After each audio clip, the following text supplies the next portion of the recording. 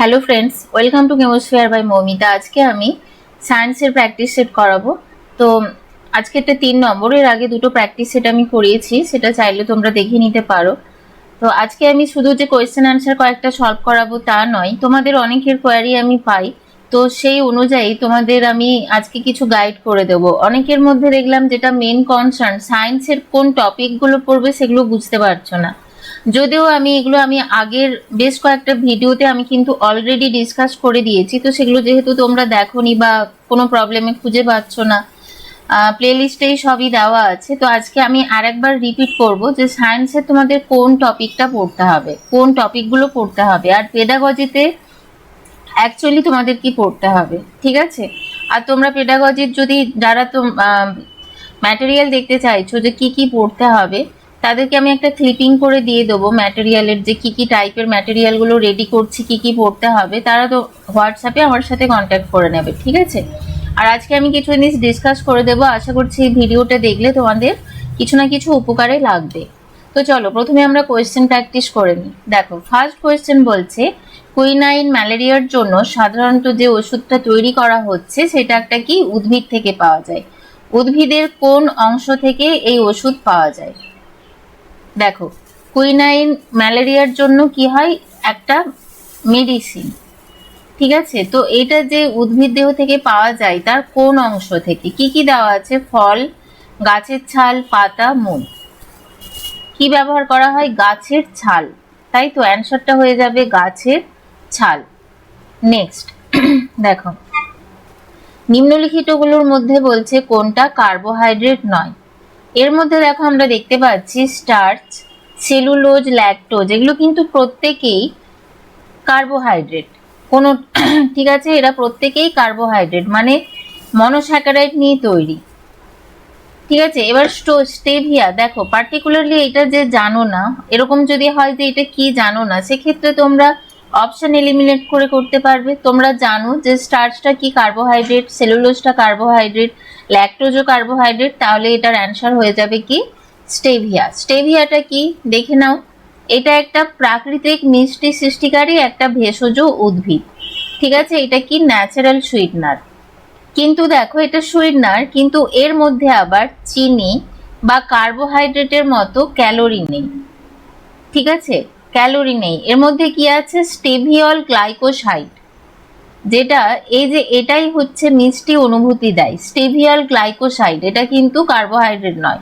Starch কি? Polysaccharide একটা, ঠিক আছে, মনোস্যাকারাইড নিয়ে তৈরি, আগেই বলেছি। এটা উদ্ভিদের দেহে সঞ্চিত থাকে আলু, চাল এই হিসেবে। সেলুলোজ, সেলুলোজও কি একটা কমপ্লেক্স কার্বোহাইড্রেট, এটাও একটা পলিস্যাকারাইড। এটার সাহায্যে কি তৈরি হয়? উদ্ভিদের কোষ প্রাচীরের এটা এক উপাদান সেলুলোজ। ল্যাকটোজ, ল্যাকটোজ কোথায় পাওয়া যায়? দুধে পাওয়া যায়, ঠিক আছে। এটা কি? এটা একটা ডাইস্যাকারাইড, ঠিক আছে। এগুলো সব পলিস্যাকারাইড, আর ল্যাকটোজটা হয়ে যাচ্ছে ডাইস্যাকারাইড, এবং এটা দুটো মনোস্যাকারাইড নিয়ে তৈরি, একটা গ্লুকোজ আর একটা হচ্ছে গ্যালাক্টোজ, ঠিক আছে। নেক্সট বলছে হাইড্রোকার্বন সম্পর্কে নিচের কোন বিবৃতিটি সঠিক নয়। দেখো, সম্পৃক্ত হাইড্রোকার্বন মোটামুটি অবিক্রিয়াশীল এবং বেশিরভাগ বিকারকের উপস্থিতিতে জড়। তো এখানে যেটা বলছে যে সম্পৃক্ত হাইড্রোকার্বন মানে দেখো আমরা এই যে টাইপের সম্পৃক্ত হাইড্রোকার্বন এইগুলোকে বলতে পারি, ঠিক আছে। এর মধ্যে কি আছে? কোনো আনস্যাচুরেশন নেই, অসম্পৃক্ততা নেই, প্রত্যেককেই দেখো প্রত্যেকটাতেই সিঙ্গেল বন্ড করে আছে, ঠিক আছে। তো এরা কি হয়? অবিক্রিয়াশীল, মানে এরা অতটা অ্যাক্টিভ হয় না, ঠিক আছে। এরপর বলছে বেশিরভাগ কার্বন যৌগগুলি জ্বলতে গিয়ে প্রচুর পরিমাণে তাপ ও আলো নির্গত হয়, এটা একদম সঠিক। এরপর বলছে কার্বন যৌগগুলি দহনে জারিত হতে পারে না।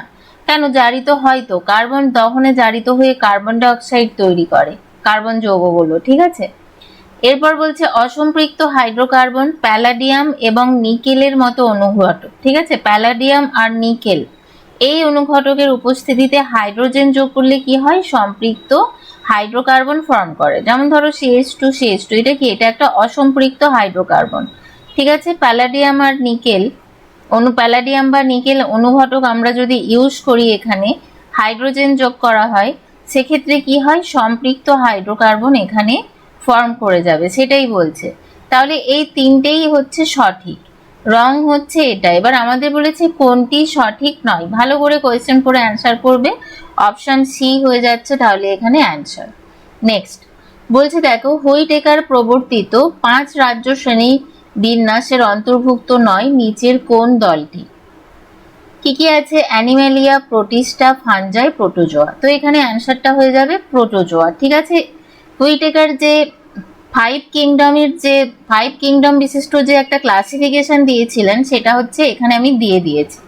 ঠিক আছে, তিনি যে ক্লাসিফিকেশনটা দিয়েছিলেন, তিনি কোষের প্রকৃতির ওপর ডিপেন্ড করে দিয়েছিলেন প্রথমে। ঠিক আছে, এটা হচ্ছে কোষের প্রকৃতি, কোষের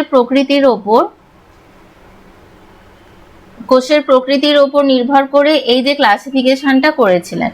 তিনি প্রথমেই যেটা ক্লাসিফিকেশন করেছিলেন প্রোক্যারিওটিক, ইউক্যারিওটিক। ঠিক আছে, এবং প্রোক্যারিওটিক মানে যেটা অনুন্নত কোষ, অনুন্নত কোষ। এই যে প্রোক্যারিওটিক সেল, এতে কি থাকে? এতে কিন্তু ট্রু নিউক্লিয়াস থাকে না, ট্রু নিউক্লিয়াস এর ক্ষেত্রে থাকে না। এখানে কি থাকে? নিউক্লয়েড থাকে, নিউক্লয়েড থাকে। ঠিক আছে, থাকে।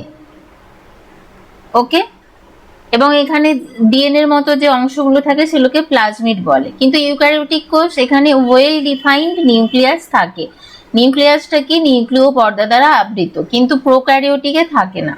তো যাই হোক, এই প্রোক্যারিওটিকের আন্ডারে ছিল মানেরা।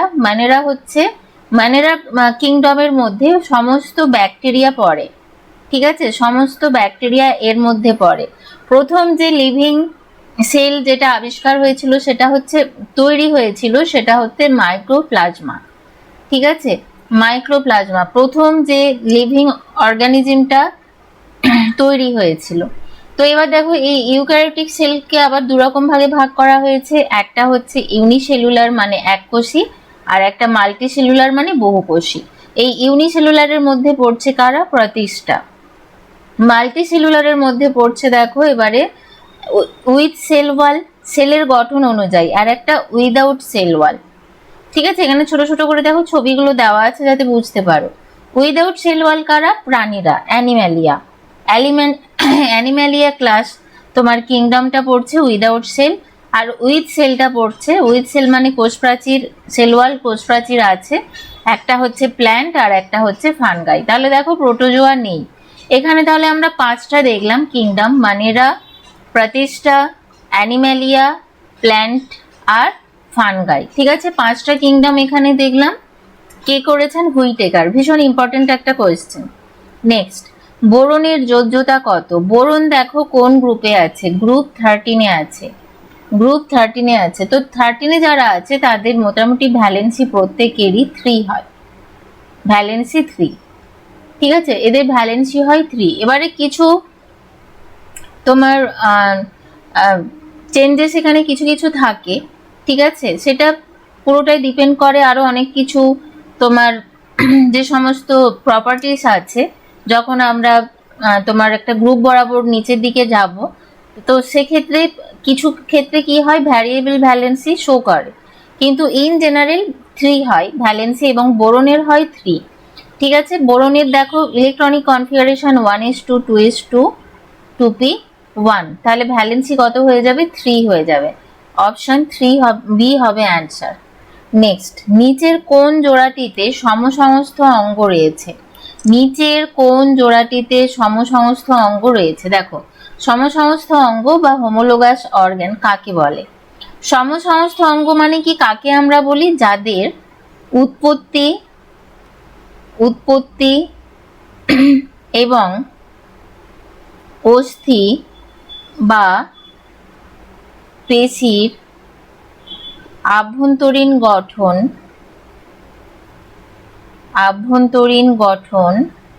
এক। ঠিক আছে, যাদের উৎপত্তি এবং অস্থি বা পেশির আভ্যন্তরীণ গঠন এক, কিন্তু এদের কাজ আলাদা, এদের কাজ আলাদা হবে।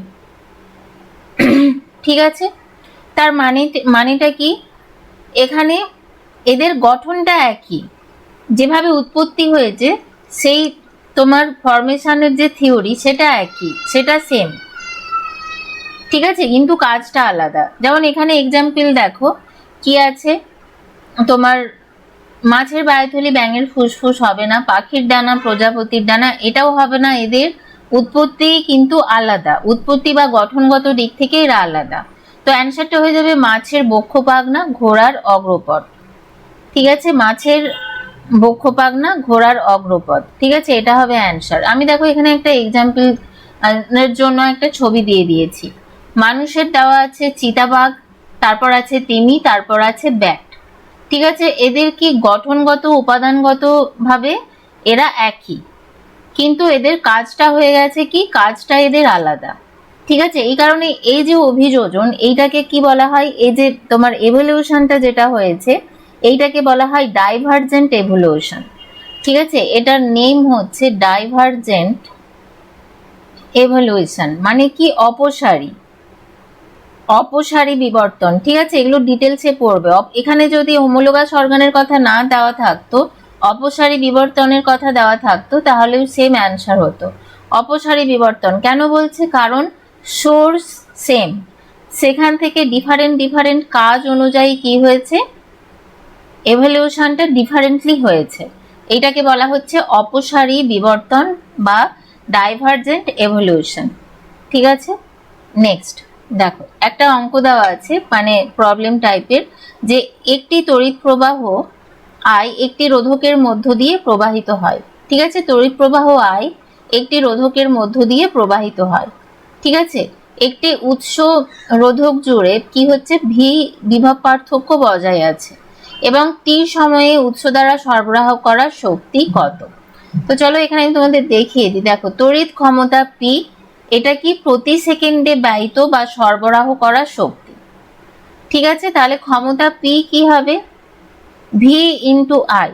ঠিক আছে, বিভব পার্থক্য এবং তড়িৎ প্রবাহ এদের গুণফল হচ্ছে ক্ষমতা। ঠিক আছে, এবার যে মোট শক্তি সেটা কি, ক্ষমতা ইন্টু সময়, ক্ষমতা ইন্টু সময়। ঠিক আছে, টোটাল যেই সময়টা ব্যয় করা হয়েছে। ঠিক আছে, তো এখানে ই ইকুয়াল টু কি হয়ে যাচ্ছে, পি ইন্টু টি।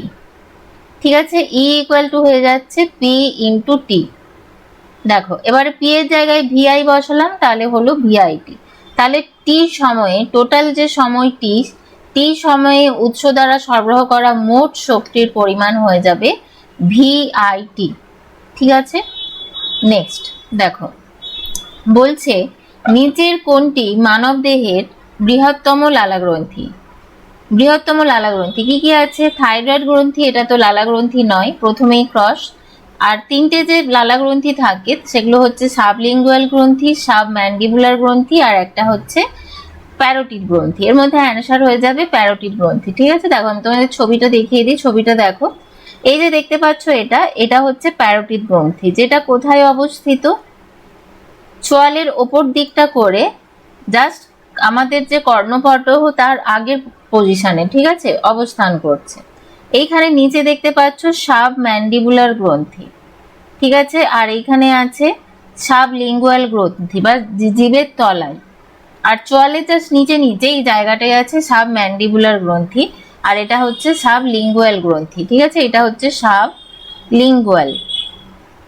তাহলে ছবি দেখে বুঝতেই পারছো কোনটা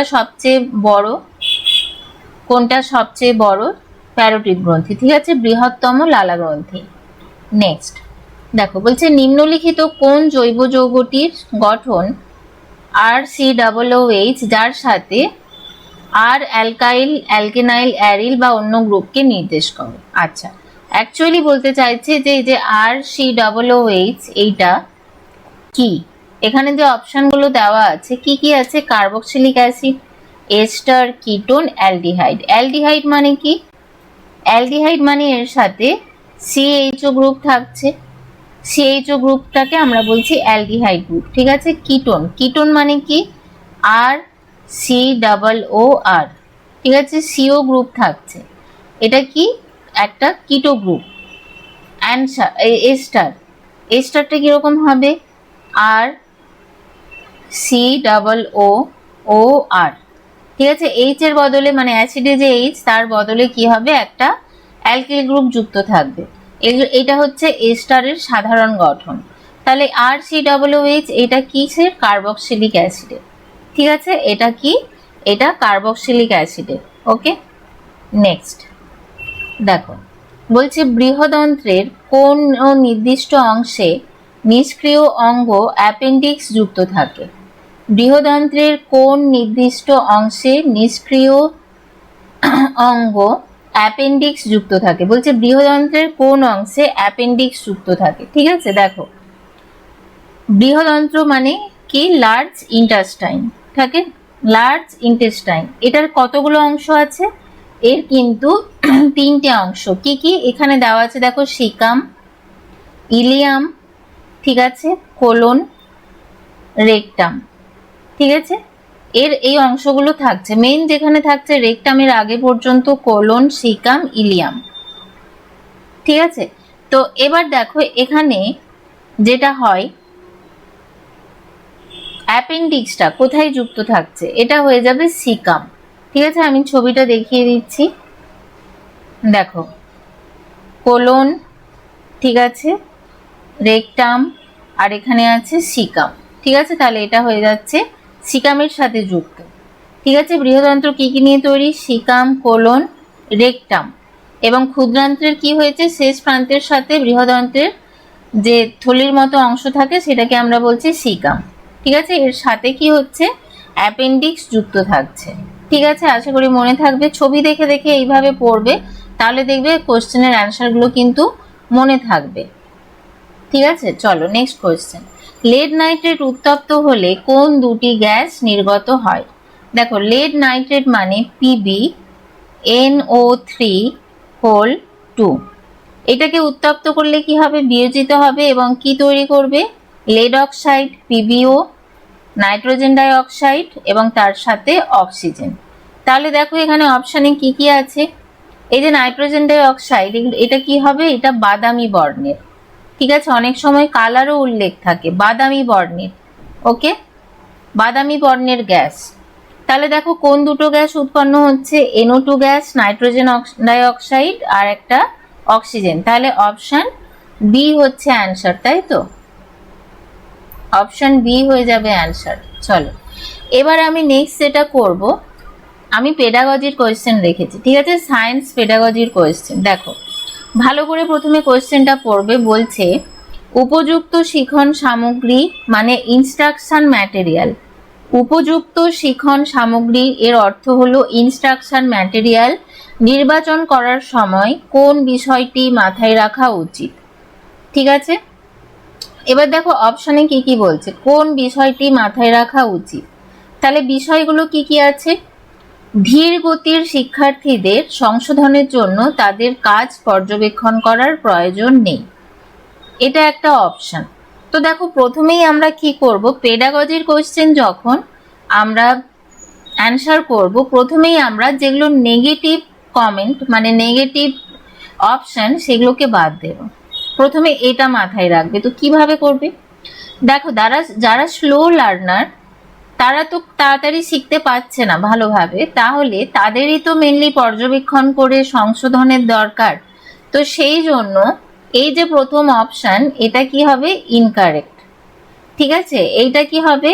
ইনকারেক্ট, কারণ এইটা কি নেতিবাচক শিখন পদ্ধতি। ভালো করে দেখো এটা কি? এটা নেতিবাচক শিখন পদ্ধতি। ওকে, এটা কিন্তু নেতিবাচক শিখন পদ্ধতি। ধীর গতির শিক্ষার্থীদের অবহেলা করা এটা একেবারেই অনুচিত। তারপর বলছে সংশোধনমূলক সামগ্রীগুলি এমনভাবে তৈরি করা উচিত যা সমস্ত শিক্ষার্থীর ব্যক্তিগত অসুবিধাগুলি দূর করতে পারে। তো এইটা দেখো আমার মনে হচ্ছে ঠিক, তবুও আমি পরের অপশনগুলো পড়বো, আরো কোনো অ্যাপ্রোপ্রাইট অপশন পাই কিনা দেখার জন্য। পরেরটা বলছে সংশোধনমূলক সামগ্রীগুলি গ্রেডযুক্ত বা স্বনির্দেশনামূলক হওয়া উচিত নয় এবং শিক্ষার্থীদের স্বাধীনভাবে কাজ করার অনুমতি দেওয়া উচিত নয়। দেখো স্বাধীনভাবে কাজ করার অনুমতি দেওয়া উচিত নয়, এই যে ওয়ার্ড, এটাও একটা নেতিবাচক শিখন পদ্ধতি। ঠিক আছে, তার মানে কি? এখানে কি করা হচ্ছে? নিজস্ব গতিতে করতে বাধা দেওয়া হচ্ছে। পরের যে অপশন আছে সেম জিনিস লেখা আছে, সংশোধনমূলক সামগ্রীগুলি শিক্ষার্থীদের নিজস্ব গতিতে এগিয়ে যাওয়ার অনুমতি দেওয়া উচিত নয়। তার মানে এইগুলো কি, এগুলো নেগেটিভ, ইতিবাচক, এগুলো কি নেতিবাচক শিক্ষণ পদ্ধতি, আর এটা হচ্ছে ইতিবাচক শিক্ষণ পদ্ধতি। ঠিক আছে, তার মানে কি আমাদের অ্যাকচুয়ালি এই যে তোমার অপশন 2 কেন সঠিক হলো, তার কারণ এখানে কি করা হচ্ছে, কার্যকর যে শিক্ষণ পদ্ধতি যেটা কার্যকরী হয়, কার্যকর শিক্ষণ পদ্ধতি সেটা এখানে নেওয়া হচ্ছে, এমন ভাবে তৈরি করা হচ্ছে যাতে শিক্ষার্থীদের ব্যক্তিগত অসুবিধাগুলো দূর করা যায়। ঠিক আছে, প্রত্যেকের দুর্বলতা কি করা হবে, আলাদা করে চিহ্নিত করে তাদেরকে সাহায্য করা হবে। ঠিক আছে, চলো নেক্সট কোয়েশ্চেন কি বলছে, বিজ্ঞানের প্রকৃতি সম্পর্কে নিচের কোনটি সঠিক নয়। কি কি আছে, বিজ্ঞান হলো সমালোচনামূলক চিন্তা ভাবনা। দেখো এই যে অপশনটা এটা কিন্তু একদমই সঠিক, ডেফিনেটলি বিজ্ঞান সমালোচনামূলক চিন্তা ভাবনা, একজন একরকম তত্ত্ব দেবে, ভাবনা দেবে, সেটা আবার অন্য একজন সেটা নিয়ে ডিবেট করবে, তবেই তো একটা সঠিক তত্ত্ব বেরিয়ে আসবে, তাই না, সঠিক একটা তত্ত্ব বেরিয়ে আসবে। ঠিক আছে, তারপর এখানে আমাদের কি দিয়েছে, বিজ্ঞানের প্রকৃতি সম্পর্কে কোনটা সঠিক নয়, মানে একটাই আমরা অ্যান্সার পাবো। তারপর বলছে বিজ্ঞান হলো প্রমাণের প্রতি শ্রদ্ধা। ডেফিনেটলি বিজ্ঞান কখনো এমনি এমনি ইমোশনাল ভাবে নেওয়া যায় না, বিজ্ঞানের কোনো তত্ত্ব বা আমার মনে হলো আমি নিয়ে নিলাম সেটা না, বিজ্ঞান সব সময় পরীক্ষা, তারপর কি পরীক্ষা, তারপর হচ্ছে তোমার পর্যবেক্ষণ, তারপর সেখান থেকে সিদ্ধান্ত নেওয়া হয় সেখান থেকে, তার মানে ডেফিনেটলি প্রমাণের প্রতি শ্রদ্ধা। বিজ্ঞান হলো মুক্ত মনের মানসিকতা, ওপেন মাইন্ডেডনেস, ওপেন মাইন্ডেডনেস। ঠিক আছে, একদম বিজ্ঞান প্রকৃতগতভাবে একমুখী। দেখো এবার ইউনিডাইরেকশনাল, একমুখী মানে এটা কোনোভাবেই সঠিক নয়, তার মানে এইগুলো সব সঠিক কিন্তু এইটা কিন্তু ভুল, এটা হচ্ছে নেগেটিভ, এটা হচ্ছে নেগেটিভ, এই যে তোমার অপশনটা আছে এটা নেগেটিভ। ঠিক আছে, অন্যান্য দেখো প্রত্যেকটা অপশনে যেটা বলা হয়েছে সমালোচনামূলক চিন্তা ভাবনা, প্রমাণের ওপর নির্ভরতা এবং নতুন ধারণাকে, এই যে মুক্ত মনের মানসিকতা মানে ওপেন মাইন্ডেডনেস, মানে কি নতুন ধারণাকে ওপেন মাইন্ডে কি করা, গ্রহণ করা, এগুলো হচ্ছে বিজ্ঞানের অবিচ্ছেদ্য অংশ। কিন্তু এই যে এটা দিয়েছে বিজ্ঞান প্রকৃতভাবে একমুখী, বিজ্ঞান কখনো একমুখী হয় না বা সরলরৈখিক গতিতে চলে না। ঠিক আছে, এইটা সব সময় বিজ্ঞান কি হয়, বিজ্ঞান অলওয়েজ বহুমুখী, আমরা বলবো এটাকে চক্রাকার বলবো। ঠিক আছে, চক্রাকার এবং গতিশীল প্রক্রিয়া। ঠিক আছে, এরকম তো অনেক সময় হয় যে পুরনো ভাবে একটা তত্ত্বকে আমরা সঠিক বলে জেনে এসেছি, আবার নতুন কিছু যখন আবিষ্কার হচ্ছে তার এগেনস্টে প্রমাণ পাওয়া যাচ্ছে, সেই পুরনো তত্ত্বটাকে আমরা কি করছি, ভুল বলে প্রমাণ করছি এবং সেটাকে সংশোধিত এবং পরিবর্তিত রূপ একটা দেওয়া হচ্ছে। ঠিক আছে, বোঝা গেছে, এইভাবে আমাদের এই কোশ্চেনের অ্যান্সারগুলো করতে হবে।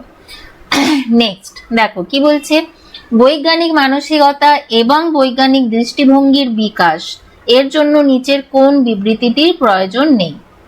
বৈজ্ঞানিক মানসিকতা এবং বৈজ্ঞানিক দৃষ্টিভঙ্গির বিকাশ। ঠিক আছে, ভালো করে দেখে নাও, দেখো ভালো করে দেখো কোশ্চেনের অপশনগুলো, পরীক্ষা ও যাচাই না করে কোনো কিছু গ্রহণ করতে অস্বীকার করা। ঠিক আছে, দেখো পরীক্ষা ও যাচাই না করে কোনো কিছু গ্রহণ করতে অস্বীকার করা, একদম আমরা কোনো কিছু স্বীকারই করব না যতক্ষণ না সেটার এগেনস্টে আমরা একদম নির্ভুল কোনো তথ্য, ইনফরমেশন বা অ্যানালাইসিস ডাটা আমরা পাচ্ছি বিজ্ঞানের ক্ষেত্রে। ঠিক আছে, সত্য এবং নতুন জ্ঞানের অনুসন্ধান, একদম ঠিক আছে, এগুলোর প্রয়োজন। নতুন প্রমাণের মুখোমুখি হলে আগের সিদ্ধান্ত পরিবর্তন করার ক্ষমতা, এটা তো রাখতেই হবে এই ক্ষমতাটা, কারণ নতুন কিছু আবিষ্কার হলে আমাদের আগের সিদ্ধান্ত ডেফিনেটলি চেঞ্জ করতে হবে, তাই না। এরপর বলছে প্রকৃতিতে যেমন আছে তেমনই মেনে নেওয়ার ক্ষমতা। এইটা তো আবদার হয়ে গেল, হ্যাঁ, এইটা হবে না, তাই এইটার প্রয়োজন নেই। ঠিক আছে, প্রকৃতিতে যেমন আছে সেটাই কেন আমরা মেনে নেব, তাই না? সেটা মানবো না। তার কারণ বৈজ্ঞানিক যে মানসিকতা, সেটা কি হবে, কখনো কোনো জিনিসকে অন্ধভাবে মেনে নেবে না। ঠিক আছে, কোনো জিনিসকে অন্ধভাবে মেনে নেবে না, মানে যেমন আছে তেমন, এটার কোনো অস্তিত্ব নেই। ঠিক আছে, বিজ্ঞান সবসময় কি করে, প্রশ্ন খোঁজ করে, অন্বেষণ করে নতুন কিছু, এবং কোনো একটা ঘটনা বা কোনো একটা তত্ত্ব, তার বিহাইন্ড কি কি রহস্য আছে সেগুলোর উদ্ঘাটন করে। তো এখানে হয়ে যাচ্ছে অপশন 4 অ্যান্সার। চলো নেক্সট একটা কোশ্চেন, খুব ভালো একটা কোশ্চেন, ভালো করে প্রথমে পড়বে। কি বলছে দেখো, বলছে একজন শিক্ষার্থীর মধ্যে একটি বিকল্প ধারণা রয়েছে যে উত্তপ্ত করলে বায়ু সংকুচিত হয়। ঠিক আছে, বিকল্প ধারণাটা কি, উত্তপ্ত করলে বায়ু সংকুচিত হচ্ছে। ঠিক আছে, এটা কি বিকল্প ধারণা? এটা হয় না তো, উত্তপ্ত করলে কি হয়, বায়ু প্রসারিত হয়। এবার এই বিকল্প ধারণাকে চ্যালেঞ্জ করতে আপনি নিচের কোন কৌশল গ্রহণ করবেন? মানে আমি ধরো টিচার, আমি বাচ্চাদের পড়াচ্ছি, এবার তাদেরকে আমি বলেছি যে না, বায়ুকে উত্তপ্ত করলে সেটা প্রসারিত হয়, কিন্তু তার মধ্যে ধারণা আছে না, বায়ু উত্তপ্ত করলে সংকুচিত হয়। তাহলে সেটা বোঝানোর জন্য আমি কোন পন্থাটা অবলম্বন করব? দেখো ভালো করে কি কি আছে।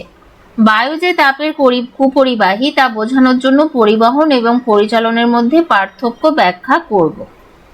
আচ্ছা, সেটা দেখলাম। এবার এখানের মধ্যে দেখো অ্যাপ্রোপ্রিয়েট যেটা, সেটা আমাদের নিতে হবে।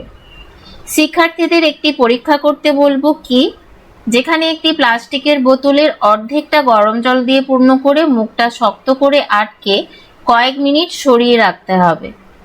আচ্ছা, এবং তাদের পর্যবেক্ষণগুলি নোট করতে বলবেন। এটা হবে না, আমি কেন এক্সপ্লেন করছি। শিক্ষার্থীদের পাঠ্য বই থেকে দৈনন্দিন জীবনের এমন উদাহরণ দেখতে বলবেন যেখানে উত্তপ্ত করলে বায়ু প্রসারিত হয়। ঠিক আছে, এটা ঠিক আছে, এটা তো আমাদের প্রাথমিক পড়াতেই হবে, এইভাবেই দেখাতে হবে, কিন্তু তাকে তার চোখের সামনে কিছু হ্যান্ড অন এক্সপেরিমেন্ট করে দেখাতে হবে। এটাই এই কোয়েশ্চেনটার মূল লক্ষ্য। কারণ আমি তো তাকে মুখে বললে সে তো সেটা বিশ্বাস করবে না, তাই না? আমি তাকে মুখে বললে বা বইয়ের মধ্যে যা আছে, বইয়ের মধ্যে কোনো থিওরি তাকে আমি যদি বইয়ের পেজ উল্টে উল্টে দেখিয়ে বোঝাই, সে তো বিশ্বাস করবে না, কারণ বলেই দিয়েছে যে তার মধ্যে এই ধারণাটা আছে। এবার 4 নম্বরে দেখো কি বলছে, শিক্ষার্থীদের বায়ু ভর্তি একটি বোতলের মুখে একটি ফুসকুড়িবিহীন মানে হাওয়া ছাড়া বেলুন আটকাতে বলবেন।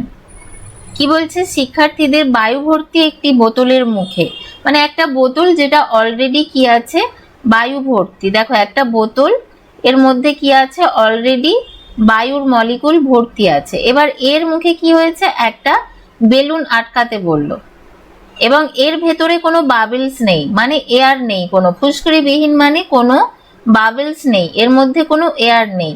ঠিক আছে, এবার বোতলটাকে কি বলছে, একটা ফুটন্ত জল থাকা পাত্রে রেখে দিতে বলছে।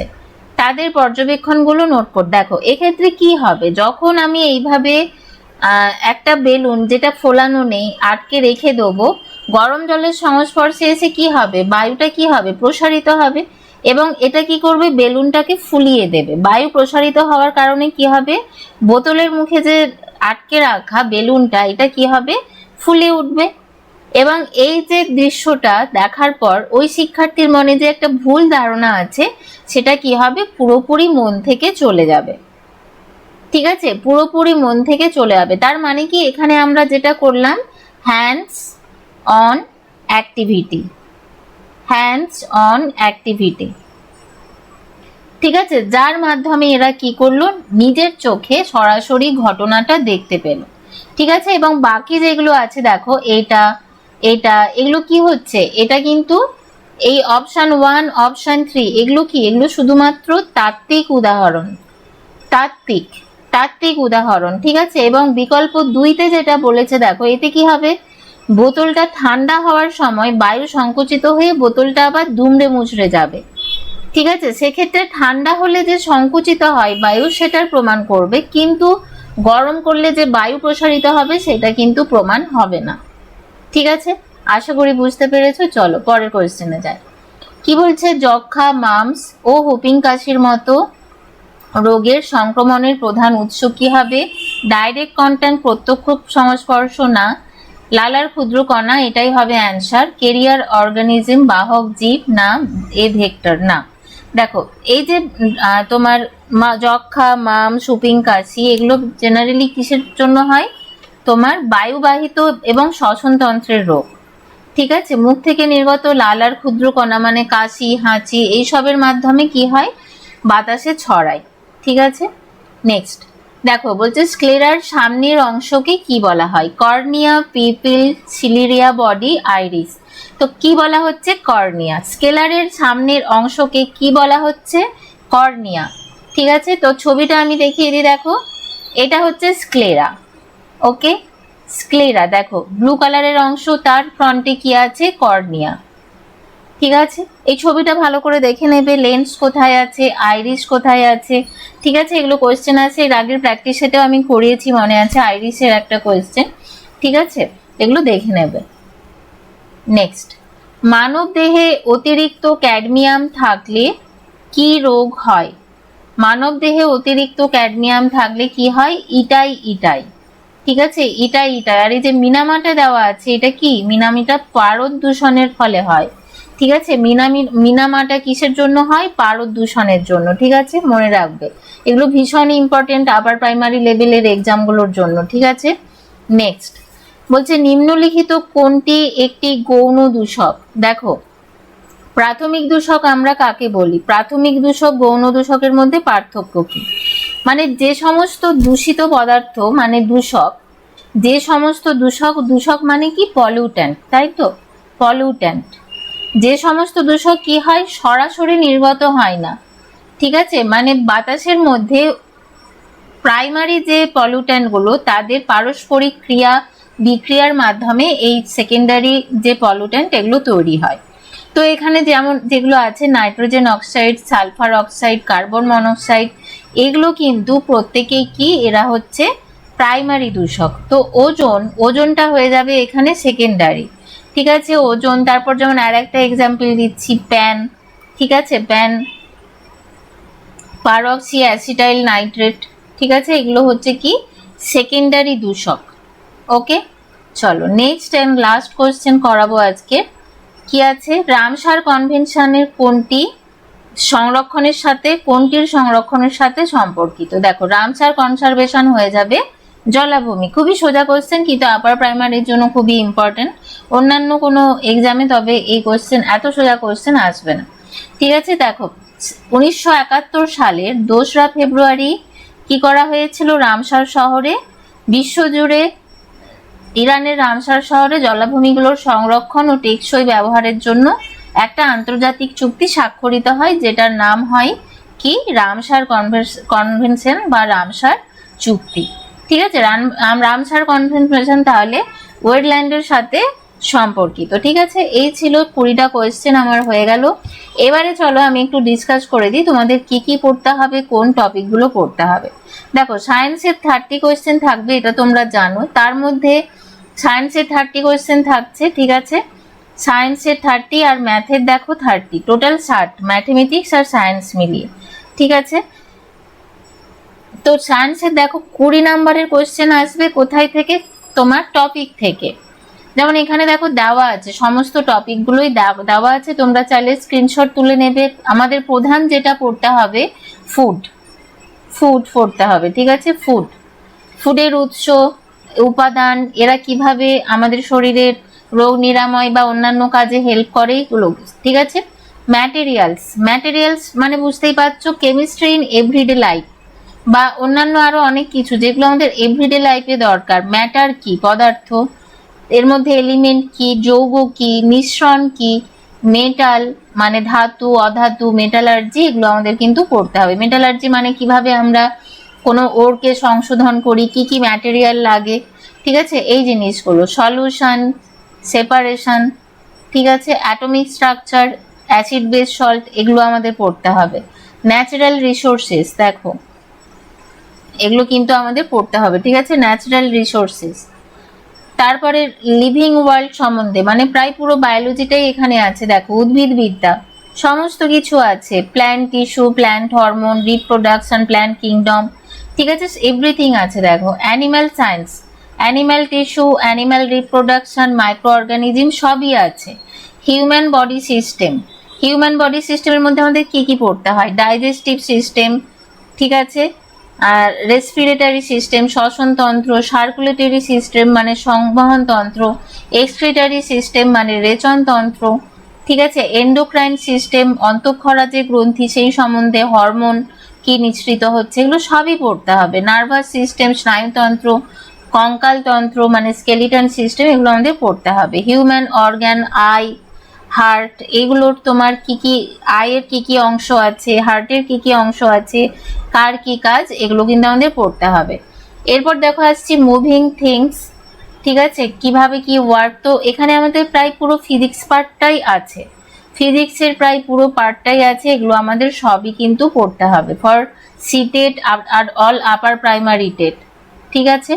ন্যাচারাল কিছু phenomena, natural resources, environmental concept, আমাদের এনভায়রনমেন্টাল স্টাডি পুরোটাই করতে হবে, ঠিক আছে, ইকোলজি পড়তে হবে, ন্যাচারাল প্রসেসেস এগুলো পড়তে হবে, ওকে, ঠিক আছে। চলো আমি এবার তোমাদের সায়েন্স পেডাগজি নিয়ে ডিটেলসে কি পড়বে আজকে একটু ডিসকাস করে দেবো। দেখো যেমন বিজ্ঞানের প্রকৃতি ও গঠন, ঠিক আছে, বিজ্ঞানের গুরুত্বপূর্ণ উপাদান, বিভিন্ন শাখা কি কি আছে, বিজ্ঞানের পাঠ্যক্রম কিরকম হয়, পাঠ্যক্রম পরিকল্পনা কিভাবে করতে হয়, এই জিনিসগুলো, ঠিক আছে। তারপর দেখো বিজ্ঞান শিক্ষার যে উদ্দেশ্য, এইগুলো আমাদের খুব ভালোভাবে cognitive domain, affective domain, psychomotor domain, এই জায়গাগুলো কিন্তু ভালো করে পড়তে হবে, ঠিক আছে। বিজ্ঞানের গুরুত্ব ও তার উপলব্ধি, ঠিক আছে, বিজ্ঞানের গুরুত্ব ও তার উপলব্ধি, এখানে আমরা বিজ্ঞান শিক্ষাক্ষেত্রে বিজ্ঞানের ভূমিকা, বিজ্ঞান আশীর্বাদ না অভিশাপ, ঠিক আছে, এই জিনিসগুলো এখানে পড়বো। তারপর দেখো এখানে আছে কি বিজ্ঞানের পাঠ্যক্রমের বিভিন্ন দৃষ্টিভঙ্গি, ঠিক আছে, প্রক্রিয়া ভিত্তিক দৃষ্টিভঙ্গি, গঠনমূলক দৃষ্টিভঙ্গি। আজকে আমি দেখো 4টে এমসিকিউ করেছি পেডাগজির, এগুলো সব এই রিলেটেড, হাতে কলমে দৃষ্টিভঙ্গি, ঠিক আছে। নেক্সট দেখো বিজ্ঞান শিক্ষার পদ্ধতি, কিভাবে বিজ্ঞান শেখাটা যুক্তিযুক্ত সহজে হয়, সেই জিনিসগুলো এখানে কিন্তু আমরা দেখব। বক্তৃতা পদ্ধতি, বক্তৃতা সহ প্রদর্শন পদ্ধতি, মানে শুধু লেকচার মেথড না, তার সাথে ভিজুয়ালাইজেশন, এইগুলোই বলা হচ্ছে। পর্যবেক্ষণ পদ্ধতি, পরীক্ষাগার পদ্ধতি, ঠিক আছে, আবিষ্কারমূলক সমস্যা সমাধান পদ্ধতি, ওকে। তারপর তোমার উদ্ভাবন বিষয়ক, দেখো উদ্ভাবনের অর্থ কি, শিক্ষা উদ্ভাবন, খেলাধুলা ভিত্তিক, প্রকল্প ভিত্তিক, প্রজেক্ট মেথড, কিভাবে একটা প্রকল্পের মাধ্যমে বোঝানো যাবে, সেমিনারের মাধ্যমে, মানে কোনো একটা টপিকের ওপর কিছু বলা, ঠিক আছে, পাঠ পরিকল্পনা, লেসন প্ল্যানিং। তো এগুলো মোরাললেস সব কিছুতে এগুলো আছে, এবারে বিজ্ঞানের ক্ষেত্রে সেগুলো একটু ডিফারেন্টলি আমাদের পড়তে হবে।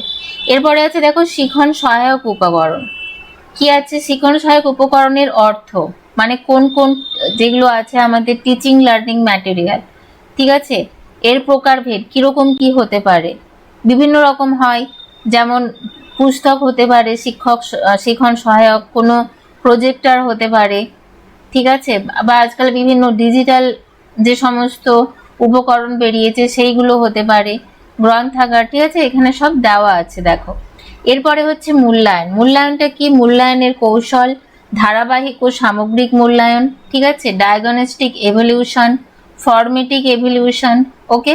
ম্যাথে সায়েন্সে এগুলো মোটামুটি সব একটু সেম, একটু এদিক ওদিক করে পড়তে হবে, এই যা, ঠিক আছে। তারপর দেখো বিজ্ঞান শিক্ষার সাথে সম্পর্কিত সমস্যা, দেখো এই জায়গাগুলো কিন্তু ভীষণ ইম্পর্টেন্ট, ঠিক আছে। চাইল্ড পেডাগজি ওটার কিন্তু টপিকগুলো একটু ডিফারেন্ট, ঠিক আছে, আমরা প্রথমে যেটা চাইল্ড ডেভেলপমেন্ট বা গ্রোথের পড়ে থাকি তার সাথে এইগুলোর কিন্তু সেইভাবে সম্পর্ক নেই, কিন্তু ওই নলেজটা দরকার এগুলোর অ্যান্সার দেওয়ার জন্য, ঠিক আছে। তারপর দেখো আছে রেমিডিয়াল টিচিং, রেমিডিয়াল টিচিং কিভাবে করা হবে, ঠিক আছে, কোনো কিছু বুঝতে অসুবিধা হলে, কোনো শিক্ষার্থীর সমস্যা হলে তাকে কিভাবে সেটা বোঝানো হবে, আলটিমেটলি সেটাই হচ্ছে আমাদের লক্ষ্য পেডাগজি পড়ার। তারপর দেখো লাস্ট আছে এনইপি, ন্যাশনাল এডুকেশন পলিসি। এটা তো আমাদের পড়তেই হচ্ছে, ঠিক আছে, এটা আমাদের পড়তেই হচ্ছে। কিভাবে জীবনমুখী শিক্ষা সঞ্চার করা যাবে সেটাই এখানে আমরা দেখব, যে হোলিস্টিক ডেভেলপমেন্ট, কোনো একটা শিশুর পুরোপুরি যে সমস্ত রকম ডেভেলপমেন্ট, সেটাকে আমরা এক কথায় বলে থাকি holistic development and education, holistic education. ঠিক আছে, এখানে দেখো দেওয়া আছে বহুমাত্রিক শিক্ষা, দক্ষতা উন্নয়ন, অভিজ্ঞতামূলক শিক্ষা, প্রযুক্তির ব্যবহার। ঠিক আছে, তো এনইপির একটা ছোট পার্ট আমরা সায়েন্স পেডাগজিতেও পড়ব। ওকে, দেখো এই ছিল। আর তোমরা আমাদের একটা কোর্স চলছে কেমোস্ফিয়ারে, তার জন্য তোমরা কেমোস্ফিয়ার অ্যাপটা ডাউনলোড করে দেখতে পারো। এখানে জেনারেল সায়েন্সের ক্লাস চলছে, জেনারেল সায়েন্স প্লাস পেডাগজি দুটোই এখানে করানো হবে। ঠিক আছে, তোমরা চাইলে এখানে অ্যাডমিশন নিতে পারো, মাত্র ওয়ান টাইম পেমেন্ট। ঠিক আছে, মাত্র ওয়ান টাইম পেমেন্ট করবে, একবার মাত্র পেমেন্ট, ওয়ান টাইম পেমেন্ট করবে। এবং যতদিন না আপার প্রাইমারি এক্সাম হচ্ছে ততদিন তোমরা, থিওরি ক্লাস তো চলছেই, থিওরি ক্লাস শেষ হয়ে গেলেও যতদিন না আপার প্রাইমারি এক্সাম চলছে শুরু হচ্ছে ততদিন তোমাদের প্র্যাকটিস চলতে থাকবে। ঠিক আছে, এই শুরু হয়েছে, 1 মাস ক্লাস হয়েছে, তোমরা চাইলে জয়েন করতে পারো। আর যদি কোনো কনফিউশন থাকে তোমরা এই নাম্বারে কন্ট্যাক্ট করবে। ঠিক আছে, আর তোমাদের ডেফিনেটলি বাইল্যাঙ্গুয়াল স্টাডি ম্যাটেরিয়াল দেওয়া হবে, ইংলিশ বাংলা দুটো তোমার ল্যাঙ্গুয়েজেই থাকবে, ওটাতে কোনো অসুবিধাই নেই। ওটাই আমি বারবার বলছি, সবাই ওই কোয়েশ্চেনটাই করো বারবার, যে ইংলিশে দেওয়া হবে কিনা বা বাংলায় দেওয়া হবে কিনা, দুটোতেই থাকবে। ঠিক আছে, দুটোতেই থাকবে, শুধু হিন্দিটা থাকবে না, কারণ হিন্দি যেহেতু আমার নিজের মাদার টাং নয়। হিন্দি অনেকে আবার আছে, অনেকে জিজ্ঞেস করছে হিন্দিতে থাকবে কিনা।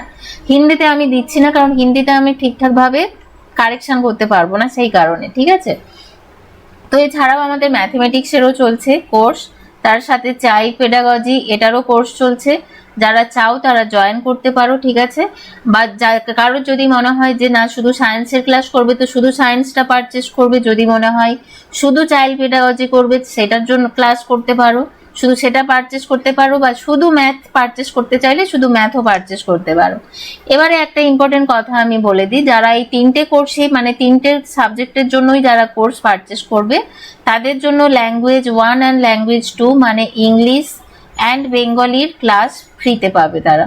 ঠিক আছে, তাদেরকে এই ক্লাসটা পুরোপুরি ফ্রিতে দেওয়া হবে। পুরো ইংলিশ বেঙ্গলির নোটস পিডিএফ তোমরা পাবে, তার সাথে প্র্যাকটিস ক্লাস হবে, সেগুলো তোমরা পুরোপুরি ফ্রিতে পাবে।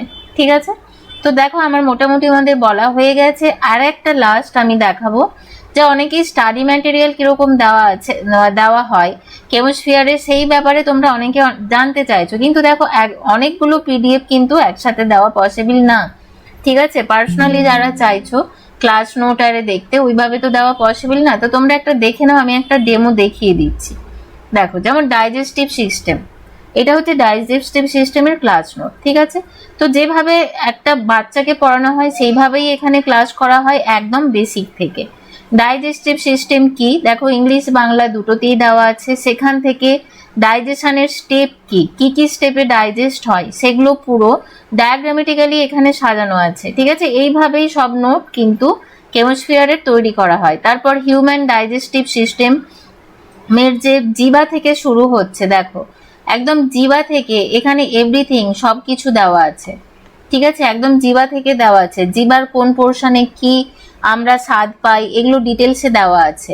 তার সাথে দেখো এখানে তোমার হিউম্যান ডাইজেস্টিভ সিস্টেমকে আমরা যে দুভাগে ভাগ করতে পারি, একটা অ্যালিমেন্টারি ক্যানেল আর একটা অ্যাসোসিয়েটেড গ্ল্যান্ড, তাদের কাজ কি, ঠিক আছে, কোথায় কি হজম হয়, এগুলো সব একদম ভালোভাবে দেওয়া আছে।